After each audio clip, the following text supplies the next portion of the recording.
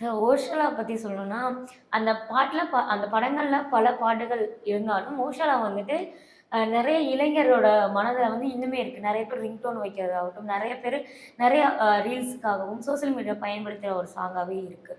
So அவங்க வந்து உங்ககிட்ட ஒரு சொல்லியிருப்பாங்களே, இந்த கதை இதுதான் அப்படிங்கும்போது, அது உங்களுக்கு நெறைய ஒர்க் பண்ணியிருப்பீங்க சார். இதெல்லாம் பண்ணலாமே ஆமா. அப்படின்னு ஒவ்வொரு சொல்லி. இயக்குனர்கள்ட்டயும் நம்ம வேலை செய்யும்போது, ஒவ்வொரு விதமான அனுபவம் கிடைக்கும். இப்போ சுரேஷ் ராஜகுமாரி சார் கதைக்கு முன்னாடி உள்ளது, பின்னாடி உள்ளத சொல்லி ஏன்னா அந்த பாடலுக்கு அவ்வளோ போதும். அப்படிங்கிற மாரி அவங்க சொன்னாங்க. இப்போ அயோத்தி நான் பண்ணும்போது, இயக்குனர் மந்திரமூர்த்தி அவர்கள் 2 மணி நேரம் முழு கதையுமே சொன்னார். கிட்டத்தட்ட அவர்ட்ட கதை கேட்கும்போது, நேரடியா நான் அந்த படத்த பார்த்த மாதிரியே இருந்தது. காதல் சொல்ல ஓஸ்ட்ரா எழுதும்போது பார்த்தீங்கன்னா, படத்துடைய துவக்கமே அதுதான். அதனால எனக்கு அந்த கல்லூரிக்குள்ள வருவது, பார்ப்பது, முன்னாடி அவன் இருந்த சில சேட்டைகள், அந்த பள்ளிக்கூட பருவத்துக்கே இருக்கக்கூடிய சேட்டைகள் இருக்கும் இல்லையா? அப்படி செஞ்சுட்டு கல்லூரிக்குள்ள வருகிற ஒரு மாணவன். அப்புறம் அதோட ட்ராவல் என்னங்கிறது கொஞ்சம் தூரம் மட்டும் சொல்லிட்டு, எனக்கு இந்த பாடலுக்குள்ள இவ்வளோ இருந்தா போதும் அப்படின்னாங்க. அப்போ ஒவ்வொரு பாடலும் ஒவ்வொரு இயக்குனரோட, ஒவ்வொரு இசையமைப்பாளரோட உட்காரும்போது, ஒரு விதமான கதைக்களம் அவங்க கொடுத்து அதிலேருந்து எடுப்பாங்க.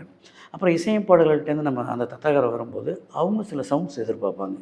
இது 2த்தையும் நம்ம கரெக்ட்டா ஹேண்டில் பண்ணிட்டோம்னாலே, ஒரு நல்ல பாடல குடுக்கலாம் அப்படிங்கிறது இத்தனை வருட அனுபவத்தில நான் கத்துக்கிட்ட ஒண்ணு. Okay sir.